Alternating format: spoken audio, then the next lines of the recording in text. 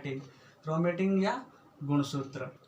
अब अपन पढ़ते हैं क्रोमोसोम। क्रोमोसोम यानी कि गुणसूत्र। गुणसूत्र क्या होते हैं? तो कोशिका विभाजन में जो क्रोमेटिन होते हैं, क्रोमेटिन एक जो गूंथे हुए धागे के समान एक संरचना होती है, तो वह संरचना कंडेंसित होकर यानी कि संघनित होकर जिस फॉर्म में टूटती है उसको अपन बोलते हैं क्रोमोसोम यानी कि गुणसूत्र। तो गुणसूत्रों में क्या क्या होता है? तो गुणसूत्र में डीएनए होता है और हिस्टोन प्रोटीन होता है। डीएनए क्या होता है ये अपन अभी आगे डिस्कस करेंगे पूरा, डीएनए और आरएनए, क्योंकि आनुवंशिक पदार्थ के बारे में अगर बात करेंगे तो दो प्रकार के हो जाएंगे, एक तो डीएनए होगा, एक आरएनए होगा। तो उन दोनों को अपन एक अलग टॉपिक के रूप में पढ़ लेंगे। अब यहाँ पे होता है हिस्टोन प्रोटीन। तो हिस्टोन प्रोटीन का क्या कार्य होता है? ये जैसे आप स्ट्रक्चर में देख रहे हैं, ये हिस्टोन प्रोटीन है और ये जो फॉर्म है ये गुणसूत्र की है, इसके अंदर डीएनए। तो जो डीएनए होता है इस हिस्टोन प्रोटीन के चारों ओर एक वाउंड यानी कि राउंड शेप में रहता है। यानी कि जो ये राउंड शेप है, ये शेप कौन प्रोवाइड करवाता है? Histone protein. यानी कि इसको जो कॉम्पैक्ट फॉर्म है कौन प्रोवाइड कराता है? Histone protein. अब जो ये शेप है इसका रिक्वायरमेंट क्यों है? क्योंकि अब ये अपन ने देखा था न्यूक्लियस के अंदर क्रोमेटिन थे, तो उस न्यूक्लियस के अंदर उन डीएनए को फिट रखना यानी कि एक्यूरेट सेट और फिट रखना उस न्यूक्लियस के अंदर, वो कौन करता है? Histone protein. यानी कि जो डीएनए उनको सेटिंग में रखता है या सेट रखता है, कौन रखता है? Histone protein. अब अपन देखते हैं कि जो आनुवंशिक लक्षण है उनकी जो कार्यात्मक इकाई है या जो डीएनए की सूक्ष्मतम इकाई होती है वो क्या होती है? जीन। जीन होती है। इस जीन को अपन पैतृक भी बोलते हैं, क्योंकि या इसको अपन आनुवंशिकता का वाहक भी बोल सकते हैं। क्या बोल सकते हैं? आनुवंशिकता का वाहक भी बोल सकते हैं। आनुवंशिकता का वाहक इसको बोलेंगे। गुणसूत्रों को भी आनुवंशिकता का वाहक बोलेंगे। अब जीन का मेनली कार्य क्या होता है? जीन कहाँ होते हैं? तो जीन जो गुणसूत्र होते हैं उनके ऊपर स्थित होते हैं। अब जो जीन किस क्रम में स्थित होते हैं इस क्रम को बोलते हैं एनोटेशन। क्या बोलते हैं? एनोटेशन। एनोटेशन यानी कि making sequence of gene. Gene की जो व्यवस्था है कि वो गुणसूत्र पर किस व्यवस्था में लगे हुए हैं, उस व्यवस्था या प्रोसेस को अपन एनोटेशन बोलते हैं। ये भी अच्छा फैक्ट है, रेलवे का क्वेश्चन है एनोटेशन क्या होता है। तो एनोटेशन जीन में पाया जाता है और जीन की जो सीक्वेंस बनती है उसको एनोटेशन बोलते हैं। अब जीन क्या होते हैं? तो जीन जो आनुवंशिक लक्षण हैं उन लक्षणों को एक पीढ़ी से दूसरी पीढ़ी में ट्रांसफ़र करते हैं यानी कि स्थानांतरित करते हैं। अब जैसे आपने देखा होगा आनुवंशिक लक्षण जैसे माता पिता की आँखों की पुतलियाँ हैं या आँखों का कलर है या उनकी स्किन का कलर है या उनके बाल हैं, ये सब जो अपनी संतान उत्पत्ति के समय अपने संतान में ये इन लक्षणों में से कुछ न कुछ लक्षण उनमें पाए जाते हैं। तो वो लक्षण कौन लेके जाता है? जीन। जीन लेकर जाता है, इसलिए इसको आनुवंशिकता का वाहक भी कह सकते हैं। अब ये डिपेंड करता है कि जीन मॉलिक्यूल्स और डीएनए मॉलिक्यूल्स कितने हैं। तो अपन अगर माने कि डीएनए मॉलिक्यूल्स से अगर लाखों में पाए जा रहे हैं, कितने? लाखों में, तो जीन मॉलिक्यूल्स रहेंगे वो हजारों में रहेंगे। अब जो ये लक्षण होते हैं, लक्षण ये ट्रांसफ़र कौन करता है? जीन। लेकिन इनकी सारी जो इन्फॉर्मेशन होती है वो इन्फॉर्मेशन कौन रखता है? डीएनए। यानी कि जो सारी इन्फॉर्मेशन है वो डीएनए के थ्रू जीन लेके जाता है। कहाँ पर? एक पीढ़ी से दूसरी पीढ़ी में। अब अपन अभी आगे पढ़ेंगे डीएनए क्या होता है, डीएनए में कौन सी शर्कराएं होती है, न्यूक्लियोटाइड होते हैं, न्यूक्लियोसाइड होते हैं, क्या होते हैं, अपन सारी चीज़ें आगे पढ़ लेंगे। अब एक वर्ड यहाँ पर आता है म्यूटेशन का, या जिसको अपन उत्परिवर्तन भी बोल सकते हैं। हाँ बिल्कुल, डीएनए होता है, ये डीएनए उत्परिवर्तन या किसी भी कारण से हो सकता है। डीएनए में म्यूटेशन या जीन में म्यूटेशन वो कैसे हो सकता है? वो या तो आंतरिक हो सकता है या बाहरी हो सकता है। बाहरी कैसे? जैसे किसी भी पराबैंगनी किरणों का प्रभाव पड़ जाता है या टेम्परेचर का। अब टेम्परेचर का प्रभाव कैसे पड़ेगा?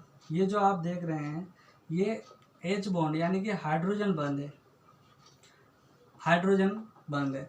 टेम्परेचर बढ़ने पर ये हाइड्रोजन बंद प्रभावित होते हैं और ब्रेक हो जाते हैं। इससे क्या होता है, डीएनए प्रभावित होता है। ये जो प्रक्रिया होती है इसी को बोलते हैं म्यूटेशन या उत्परिवर्तन।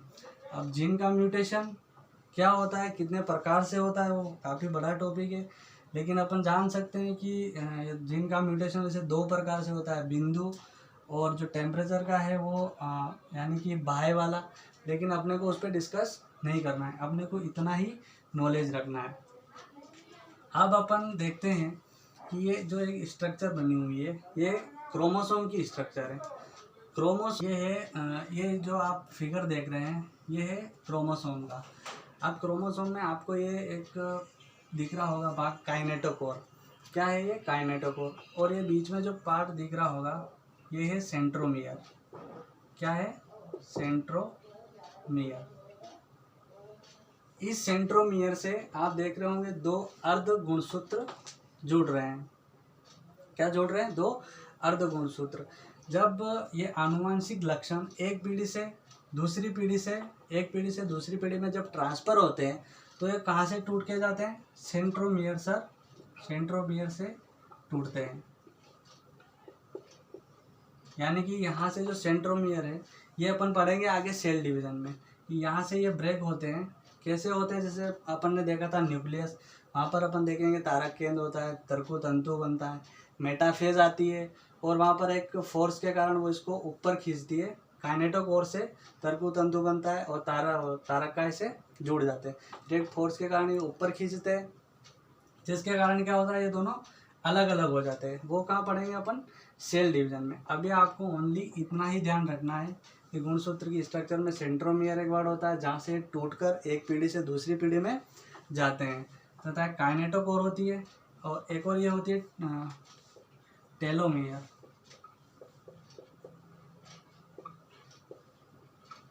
टेलोमियर जिससे एक दूसरे से जुड़े रहते हैं। ये अपन अगर आगे डिस्कशन करेंगे इनके बारे में। अब अपन जो गुणसूत्र हैं, गुणसूत्र के वैसे क्रोमोसोम्स के 4 प्रकार होते हैं। 4 प्रकार बता सकते हैं, 4 प्रकार। अब 4 प्रकार कौन से होते हैं, वो सेंट्रोमियर की स्थिति के आधार पर होते हैं, तो वो इतना महत्वपूर्ण नहीं है कि अपन उनको लिखें और डिस्कस करें। अब अपन जो आनुवंशिक पदार्थ होते हैं, आनुवंशिक पदार्थ कौन से होते हैं इनके बारे में अपन डिस्कस। अब अपन पढ़ते हैं आनुवंशिक पदार्थ। आनुवंशिक पदार्थ 2 टाइप के होते हैं, एक होता है डीएनए, दूसरा होता है RNA. DNA deoxy ribose nucleic acid और आरएनए राइबोस न्यूक्लिक एसिड। अब ये जो डीएनए और आरएनए है हमारे शरीर में किस रूप में पाए जाते हैं, तो डीएनए और आरएनए हमारे शरीर में न्यूक्लिक एसिड, न्यूक्लिक अम्ल की फॉर्म में पाए जाते हैं। ये भी अच्छा फैक्ट है कि डीएनए और आरएनए किस फॉर्म में पाए जाते हैं, तो न्यूक्लिक अम्ल।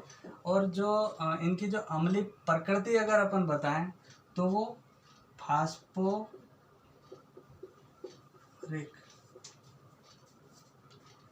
अम्ल। ये भी एक फैक्ट बनता है कि जो इनकी अम्लीय प्रकृति अगर अपन बताएं तो वो फास्फोरिक अम्ल, और किस फॉर्म में है, तो अपने पास न्यूक्लिक अम्ल की फॉर्म में है।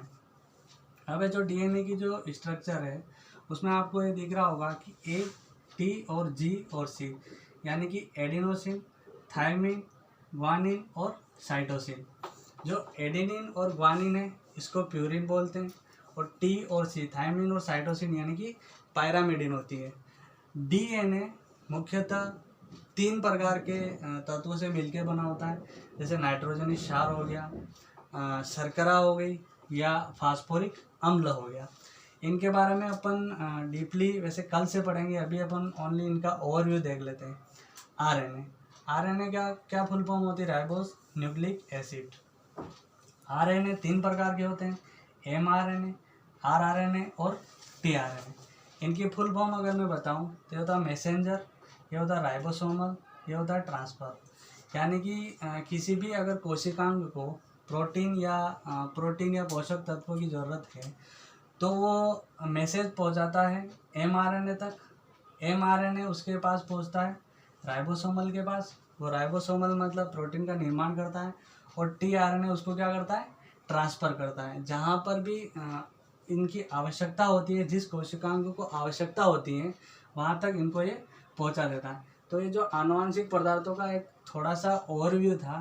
कल अपन इनको डीएनए और आरएनए को डीपली पढ़ेंगे कि ये प्यूरिन पैरामिडिन क्या है, न्यूक्लियोसाइड क्या है, न्यूक्लियोटाइड क्या है, नाइट्रोजनिक क्षार कौन से होते हैं।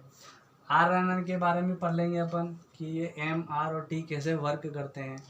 तो आज के वीडियो में अपन इतना ही रखते हैं।